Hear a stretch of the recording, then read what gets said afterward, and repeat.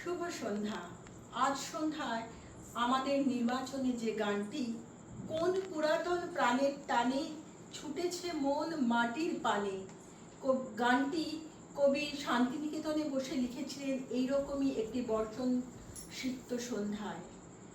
গানটির রাগ ইমন কল্যাণ আর তাল কাহারবা। এই গানটিতে মাটি অর্থাৎ পৃথিবী, ধরিত্রী মাতা আমাদের লালন করেন, অন্ন বস্ত্রের সংস্থান করেন, এরকমই কিছু কথা আমরা পাই। এর সাথে মিল করে যে কবিতাটি আমি নির্বাচন করেছি সেটি পত্রপুট কাব্যগ্রন্থের কবিতা পৃথিবী। তার কিছু কিছু অংশ আপনাদের পাঠ করে শোনাবো। আজ আমার প্রণতি গ্রহণ করো পৃথিবী, মহাবীর্যবতী তুমি বীরভোগ্যা।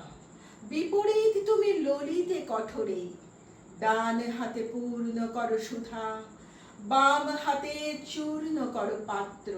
তোমার গাছে গাছে প্রচ্ছন্ন রেখেছ প্রতি মুহূর্তের সংগ্রাম, ফলে শস্যে তার জয়মাল্য হয় সার্থক।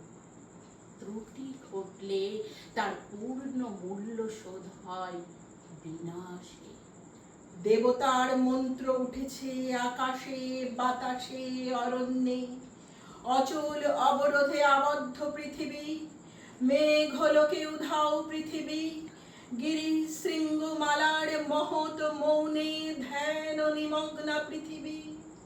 অন্নপূর্ণা তুমি সুন্দরী, অন্নরিক্তা তুমি ভীষণা, স্নিগ্ধ তুমি, হিংস্র তুমি, পুরাতনী তুমি, নিত্য নবীনা। জীবপালিনী আমাদের পুষেছ তোমার খণ্ডকালের ছোট ছোট পিঞ্জরে, তারই মধ্যে সব খেলার সীমা, সব কীর্তির অবসান। আমরা তার দাবি করব না তোমার দ্বারে।